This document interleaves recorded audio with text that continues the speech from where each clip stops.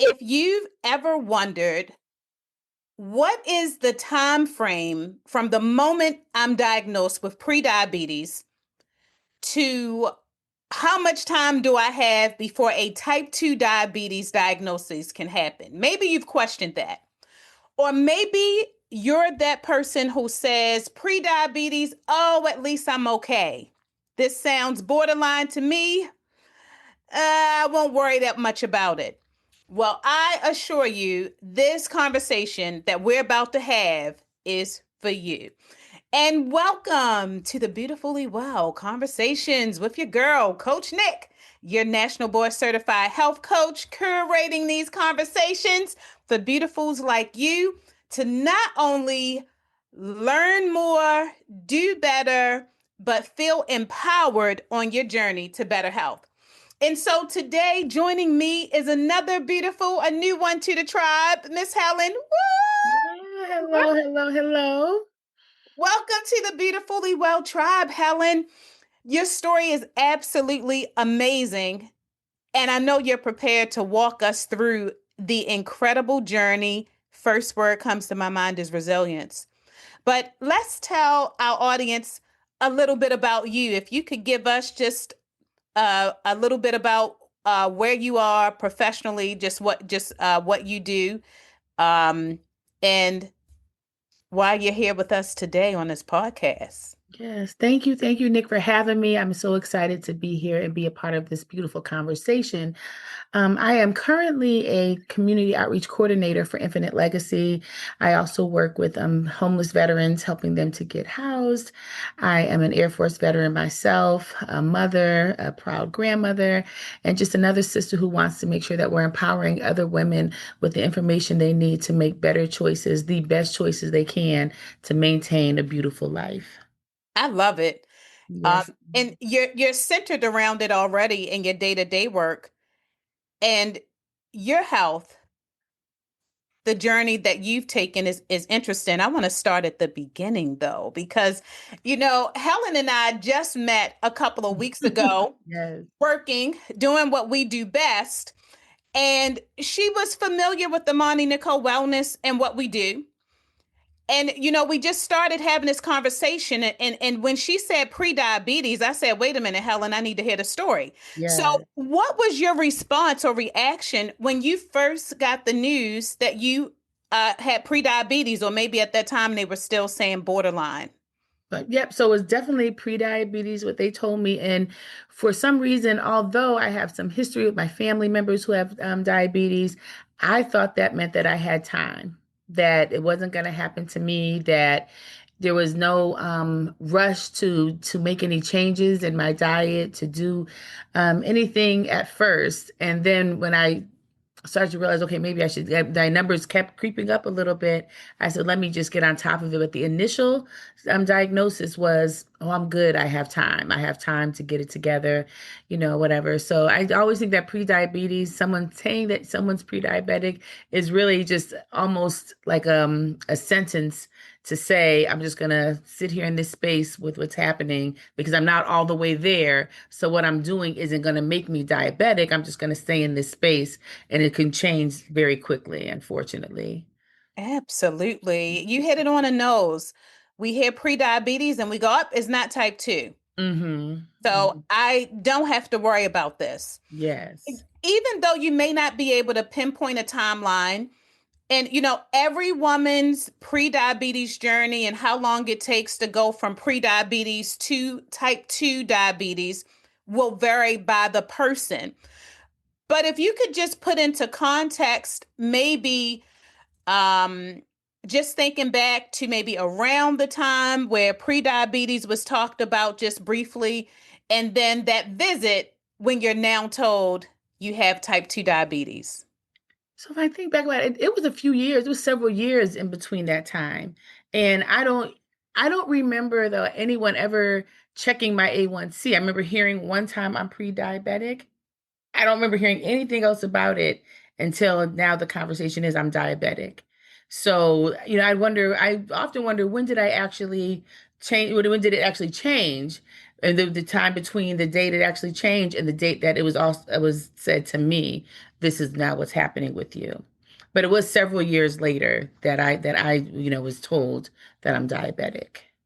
And no prior help, support, or conversations about prediabetes. And that's real important to note Yes. because it's a it's so common that Mm-hmm. it's one thing for us because of lack of knowledge and maybe even culturally that we hear prediabetes or borderline that we say it's not a big deal. But look at why we're feeling that way. Exactly. We're not being told that it is a big deal, Nope. and we're not being given access to things that can help us continue to slow it down. Right. But here you go, Helen. You now get the diagnoses. Mhm. I am now a type 2 diabetic. What do you do? So once I got the full diagnosis, now I'm active. I'm active on how I'm going to make this change, how I'm going to do better. So my A1C I think at the time was 13 at the time, which is we all know pretty Ah, very high. And I was very active with exercise and changing my diet, taking the metformin, doing whatever I felt that it would need to get my numbers down. When I went the next time, it was surprising that my numbers were I was a 7 point something. So the doctors were happy in the way the way it was going, that it was getting better. And then they almost make it feel like it's okay. Like and that's what I wish too that wasn't said. Like, oh, that's a good range for somebody with diabetes. But what if I don't want to be someone with diabetes anymore? What if I want to work on changing it? But at the time I was feeling better, things were going better. And it was just the exercise, changing my diet, just paying attention to when I ate, checking my blood sugar to see how different foods affected my blood sugar. And I was doing great for a while after that. wow. And probably even seeing weight loss as well. And weight loss, yeah, definitely. I've lost total since that day to today 100 pounds. Ah, So whoop, whoop, whoop, whoop. yes, I worked hard on that. It took a little while, but I definitely got the weight down for sure. But initially in your journey with type 2, it sounds like you mentioned an A1C at 13, and I'll just put this in a context for our listeners. Elevated blood sugar or A1C in a pre-diabetic range, pre-diabetes is 5.7 to 6.4. The moment a person jumps into that 6.5 and above, now based on blood sugar levels, they are now considered to have type 2 diabetes. So imagine if 6.5 is the starting point. Helen Yeah. said, girl, I'm at the doctor's and they said my A1C is 13. Right. And I don't no one so I when they said I was pre-diabetic, I don't know what it is at that moment that they did to know that I was pre-diabetic. I had no clue that I don't, so and I didn't ask. I didn't sometimes when you don't know, you don't even know the question to ask to get the answer you need. So I don't know that they're checking A1C and that I can come back in 3 months and get it because nobody said come back in 3 months or try this change. They just said be careful what you eat. It's always don't eat the sweets. And I'm like, well, I don't even eat sweets like that. Now, some baked macaroni and cheese I will tear up. Hello. And I love rice and I love a good sandwich. But I'm not realizing that that's a part of the problem. And and I consider myself a fairly intelligent person. So I'm like, I don't know this. And no one talked about it. They talked about cutting back on sweets and stuff. So I wish somebody would have said at the time, okay, A1C is this. This is what this means. Let's work on your diet and come back in 3 months and let's check it again. That Yes, never happened. never happened. That conversation I was never had. The Mm. power of just education, taking the time, building awareness. Now, you go on this journey, you go hard, you go from an A1C of 13 all the way down to 7, which is great. If you are diagnosed with type 2 diabetes, it is true, like Helen said, when they see you stretching to the sevens, when you hit that A1C is 7, they're like, oh, you good, girl. Right. Keep doing what you're doing. But to your credit too, Helen, you adhered to the medication. Metformin Hmm. Hmm. served a purpose for you, and you put in the lifestyle change work. Yeah. Yeah. But then life showed up. it showed up. For sure. So I was down to 7. I was doing great. I had a lot of things going on, positive things in my life that I was active in. And I ran out of my medication. I couldn't believe I was like, oh shoot, I ran out of my medication. Well, I'm doing okay. I'm gonna go get it. I'm gonna go get it. And now I don't know why it's 2022. I didn't just order it. I don't know what that thought process was, but it went on and it went on. So I didn't go get it until one day I was traveling and I was planning some things. I was pledging a sorority. I had all this stuff going on and I was just exhausted. So in my mind, I think a lot of times as women, we just think, I'm just tired. I'm doing too much. And I was like, I just need a break. And the next morning I woke up coughing, sneezing, hot, cold, sweating, and confused. And I'm, trying to take this test as I'm pledging into the sorority. And it was a video test, so they're looking at me like something's something's not right. Sis, I think I'm gonna need you to, how about let's stop this, and you need to take care of yourself. I was gonna tell my son, hey, call my older son. So I don't know if I can drive. I don't feel good. And he had already called, and I guess he said mommy doesn't look right. She doesn't look okay. And my son took me to the hospital took me to urgent care, and I could see everybody looking at me in a way that felt concerning to me because I was like, okay, what's happening? But this whole time I have this bump on my leg, which Sarah's like, oh, girl, it's probably just a boil. And I've never had a boil before. And so no one never said to me, be mindful, be careful if you see this because diabetics are prone to get boils. No one never said that to me. So I don't know that it's an issue. You know what I'm saying? Like that. So they do a CT scan and they just said, she needs to go to surgery right now. So when they pricked my finger that day, my blood sugar was 548 and my A1C it was between 18 and 19. And they're looking at me like, well, how do you feel? And I feel normal. Because now this is my norm. This is just is what it is. And so my body just adjusted to it. And I'm looking around like, what's so serious? Like, I don't understand what's so serious. And then they started talking about diabetic ketoacidosis and necrotizing fasciitis. And I don't know what any of these words mean. And, I know, so they put me in an ambulance, rushed me to the hospital. And next thing you know, my son is standing there with me and they're talking about who's your next of kin. We need emergency surgery. Your body is septic. I'm like, wait a minute. Now I thought I just had a little boil. I'm gonna get a little bit of medication and I'm gonna go home. And just that quick from I ran out of my medication to that day, now I'm in this state where I'm dying. And I can feel as I'm laying there and everybody's looking at me, my breath, and it was like I was like, and I can feel the life leaving my body. And I was like, okay, now this is scary. And I asked the doctor, I said, am I gonna die? And I'm now looking at my son watching me die, basically. And there just nobody would answer me. And the next thing I hear is all these little beads. They cut off my waist beads, and I can hear the beads dropping on the floor. And I wake up 5 days later out of a coma at the University of Maryland shock trauma. Oh. So yeah, I'm like, well, wait a minute. I thought I was, and I don't remember. I did. There's so much of that I just don't remember. Like I remember being at the urgent care. I really don't remember getting to the hospital, but I remember being there and asking these questions and hearing those beads. And then after that, I'm waking up, and I feel so much better at this point because they did a surgery to get rid of a lot of the infection.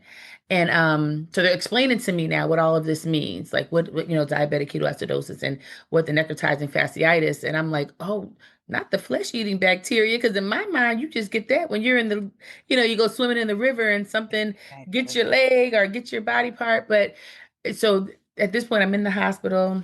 They can't get my blood pressure back up. My family's all coming in because, literally, I'm basically dying at this point. But I feel so much better because the infection is gone that I don't realize that my blood pressure is having an issue. And it was just the hardest like moment because I don't understand what's happening. I'm just coming out of this coma. And then I'm having surgeries every 4 days to get rid of more infection and to make sure it's okay, to make sure it's not getting to the main artery in my leg so I don't lose my leg and whatever. But the whole time I'm just feeling better. So I don't know. And it's just very hard place to put yourself in because now your family is watching this. Your Oh. children are watching this. Your mom flies in, not flies in, comes in and she's watching this. And so, like I said, I don't know this is what's happening. So I'm just happy to see everyone. And, the doctors, every time they would come in and they would tell me, like, I just remember them looking like, okay, she made it overnight. Like that's the type of look they would give me. And the one, I was finally told, like, I can't believe you did it. Because I was told by one of the doctors that between 21 and 22% of the people with this size of infection make it, and only 3% keep their limb. So I was in, like, not realizing that I was in that state, but it was a rough space, but it happened so fast. And I think And that's that's what's important to learn. From pre-diabetic, I'm diabetic, and now I'm in here in this situation. And I just want us to realize that we have this, that space is a space for us to heal, to take care of ourselves, to make sure you don't have to end up in this situation. I think we normalize losing limbs when you have diabetes. Like, Big Mama lost her leg and Uncle Joe lost his toe, and that it has to happen that way. That if our parents have diabetes, that we have to have diabetes, but it doesn't have to be that way, that we don't have to fall into that space just because it happened to someone before us.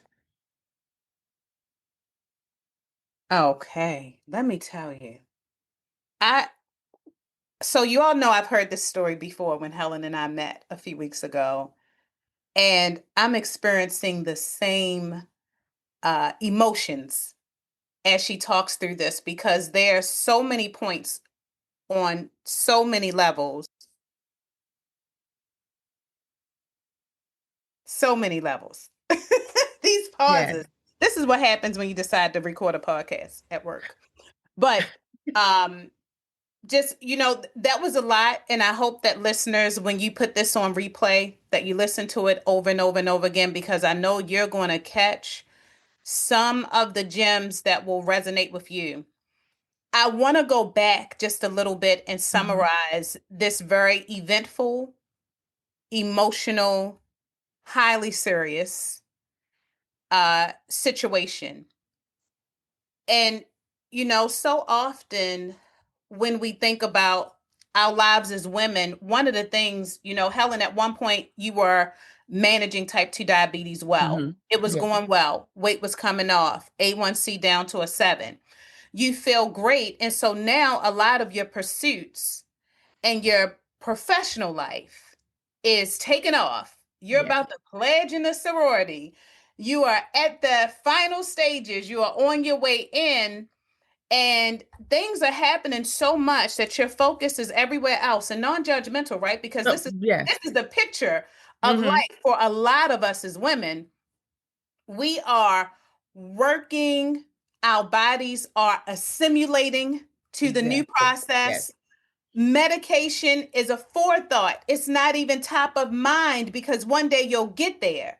And Right. then the bubble bursts, literally.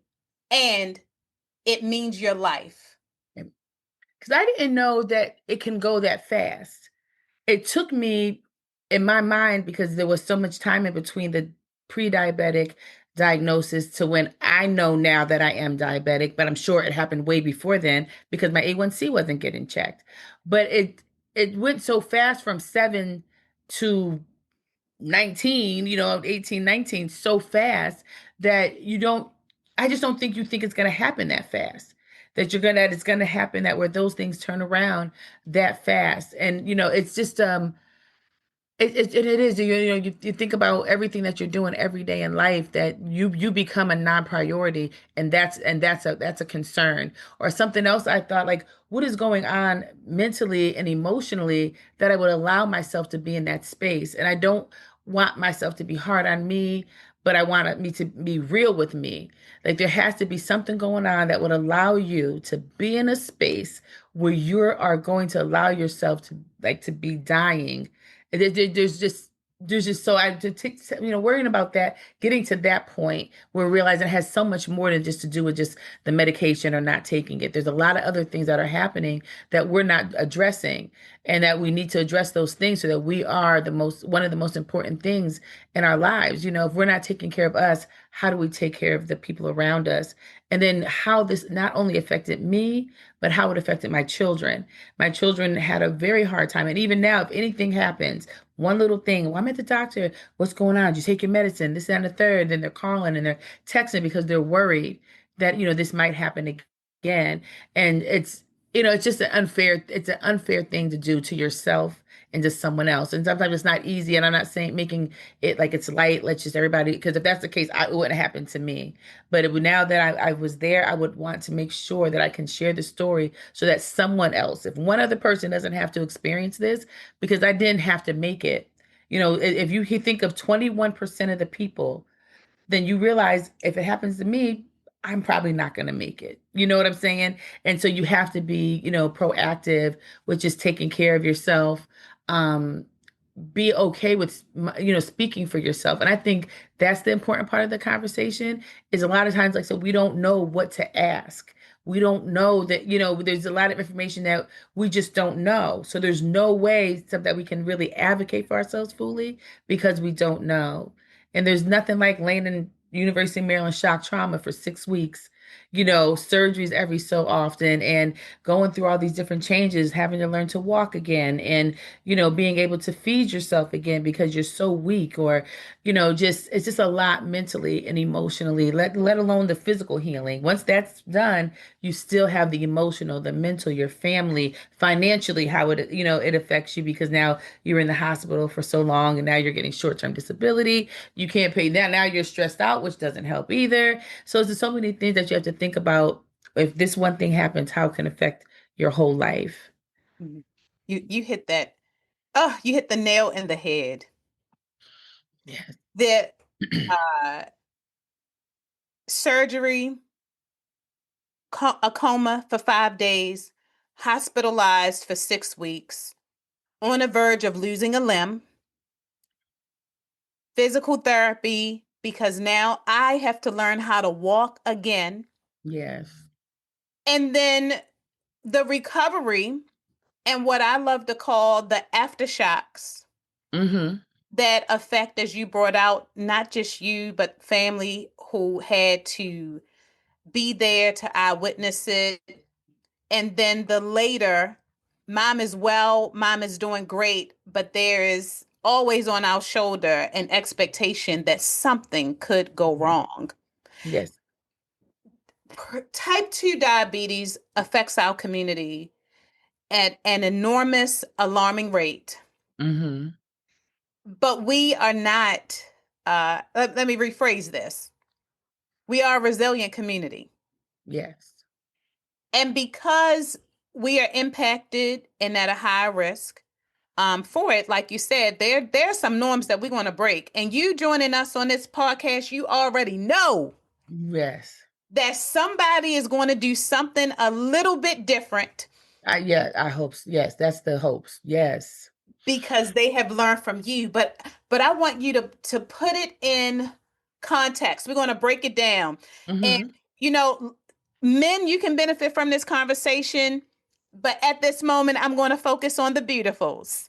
Okay. If a woman comes to you and she is pre-diabetic, she Mm. just got the news her A1C is elevated 5.7 to 6.4.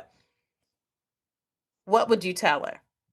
Let's get on it right now, sis. Right now. Let's get on it right now. I think just change your diet, to start the exercise, to be mindful of who and what you are, who and what it is that you deserve out of your life. Like, because if somebody would have said then, girl, if you just do this, if you just lose 20, 30 pounds, or if you just do whatever, it would have been made so much more sense. There's a lot. Ask questions.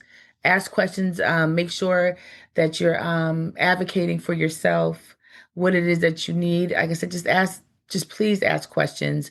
Please take it serious, because it can happen so fast that it changes, and it's not a space. It's not a safe space to be in.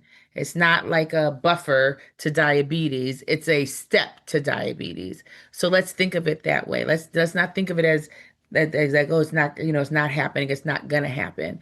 That, because like I said, just that quick, it could be that space. So please, as soon as you hear it, ask your doctor about seeing a nutritionist. Let's find out what exercises we can do. Let's find it. There's so many. The beautiful thing is there's so many support groups. You can join, or yeah, just amazing other people like Facebook groups, or whatever that you can join just to get the support. Because I think what's difficult is it's such a normal thing in our community that I don't know if we're taking it serious enough. I just don't know. And it's you think you can have that one chip, you can have that birthday cake, you can have whatever that one time, but if we all only ate one bag of chips, little, then we wouldn't be here. Or if we had just the one cake, or if we just did this one thing, or if we just didn't exercise this one day, you have to realize you are worth it. I think the most important thing is realize you are worth it, whatever it takes. And it's and eating and certain things that we do socially. It's hard when you're in those spaces. I know it is to say no to whatever, or I had to stop going out, like after the fact, after I came home from the hospital and stuff, I stopped going doing certain things. I stopped going certain places because I wasn't ready. I had to be honest with myself. I wasn't ready to be in those spaces and not do the things that I know that are going to spike my blood sugar or whatever. So I just stopped. But Mm. to get back, I'm sorry, I didn't mean to get off. But the idea is if No, someone says no. you're pre-diabetic, take it serious. Don't look at it as a buffer or space. Ask questions, ask to see a nutritionist. What can you do to exercise? And then make sure you go back and do those things and go back and get checked again 90 days later. Can you check my A1C? I didn't realize that. I think somebody told me, I don't know if it's that they don't, A1C is just not naturally just getting checked. I don't think that maybe that was years ago when it was said, so maybe it could have changed since then. I don't want to put that out there if it's not true, but I know then it was like, you'd have to ask. Who would know to ask that?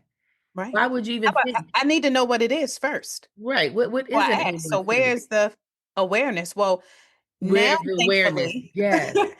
now where more access is opening up, but at the same Yes. time, guess what? Like we know, Helen, it doesn't matter if uh, healthcare providers and health insurers are covering these tests if we are still not aware that we need them. Now, Yes. let's segue to our lady who is aiming to manage type 2 diabetes beautifully.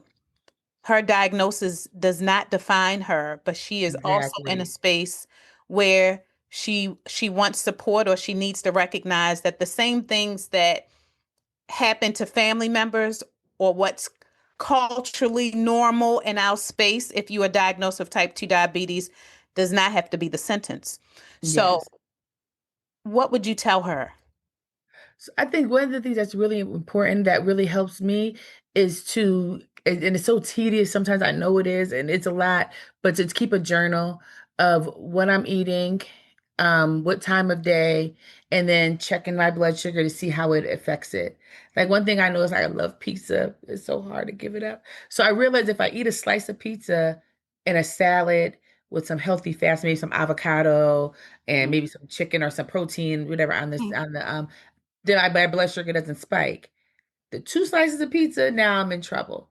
And if you're not keeping record of those things, then you're not going to know. So that's very important to I think to really know what affects you because I know I have a friend who's diabetic and honey just spiked his blood sugar like crazy, but it didn't affect me as much. And so I think sometimes we're like, well, so and so's diabetic and they eat whatever.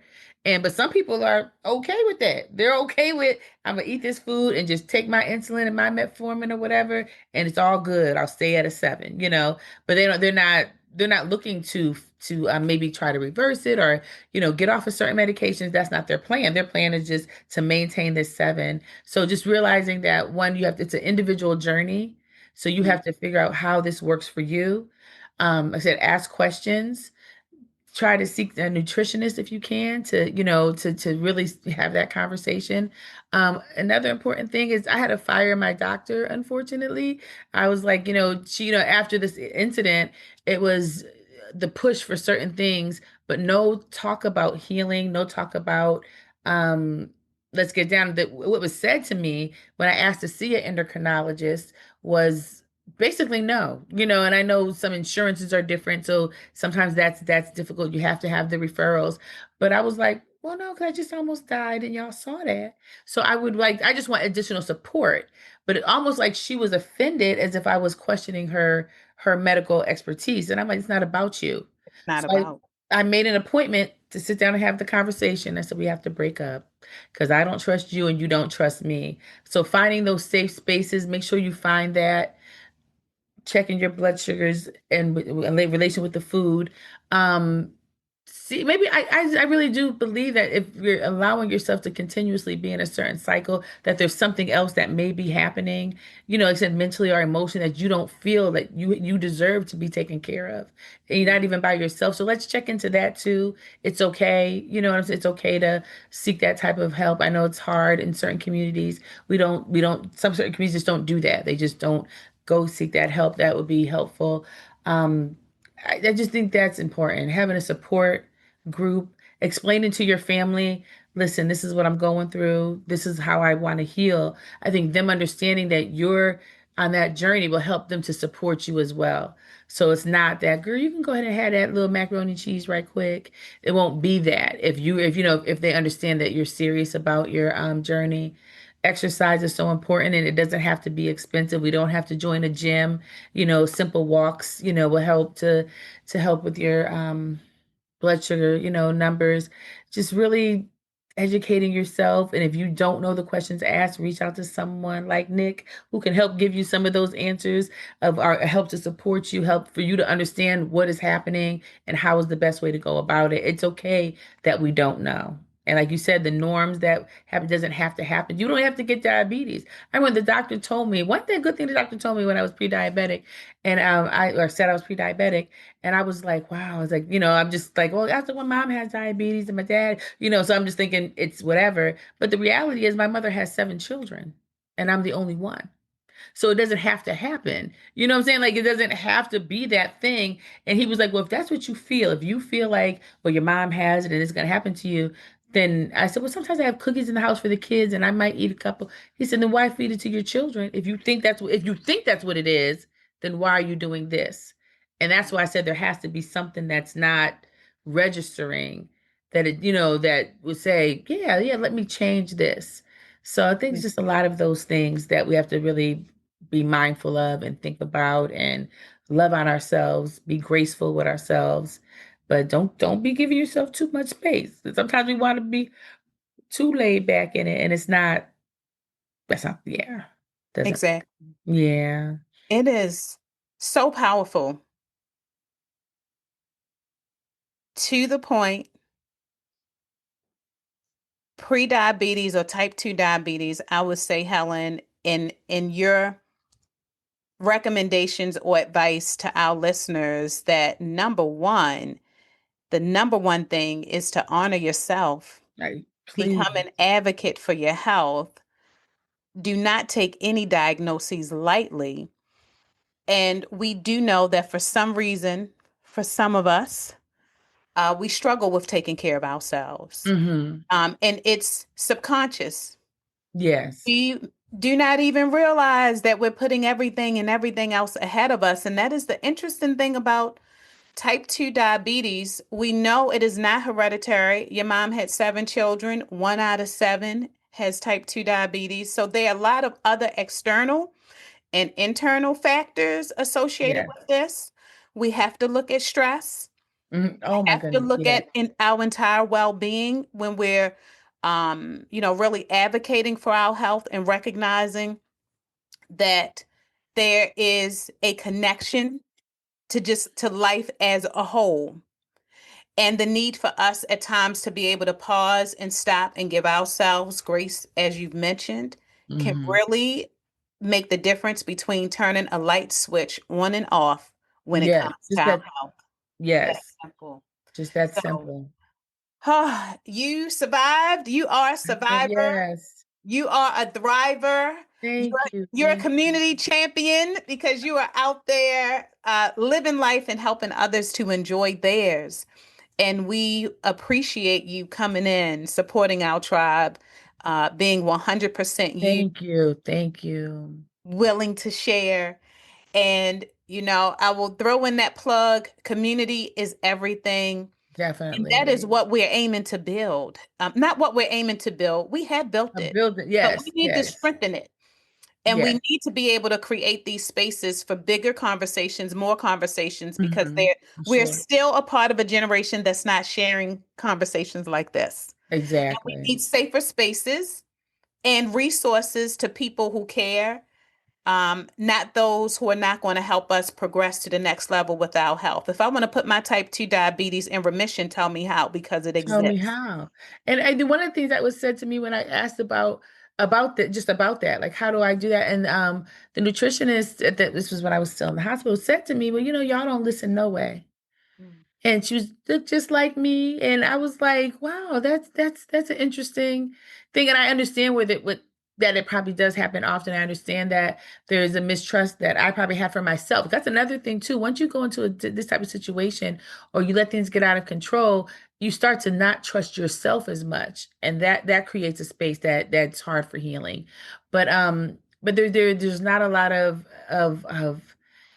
oh goodness, thought or trust put into the process that we can do this. We can go into remission, reverse it, or all of those things. It's just not talked about enough that there's things that we can do to. There's always like I don't like managing it.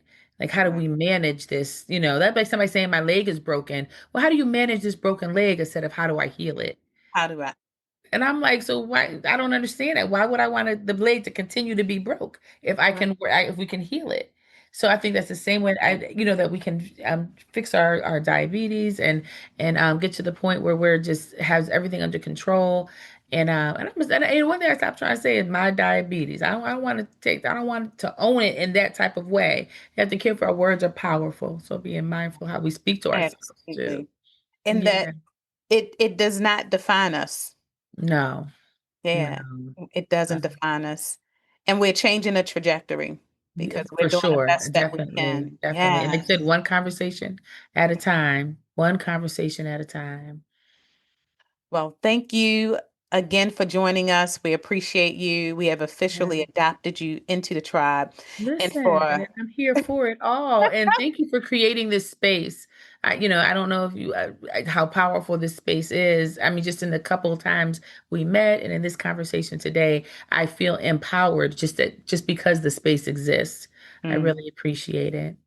I love it. And we wish the same for our listeners. Ladies, if you when you are tuning in, if you are listening, we encourage you to tell a friend, tell a loved one. Let's make this conversation spread like wildfires. Right. Yeah. Let's keep that conversation going. Let's keep Helen and her story and her journey in our hearts. And as you know, any beautiful that joins the podcast, that means you're going to hear from them and you're going to see them again because we're going to Can't wait. continue I can't with that wait. conversation. Yes. So stay tuned for the next episode. But in the meantime, continue to live beautifully well.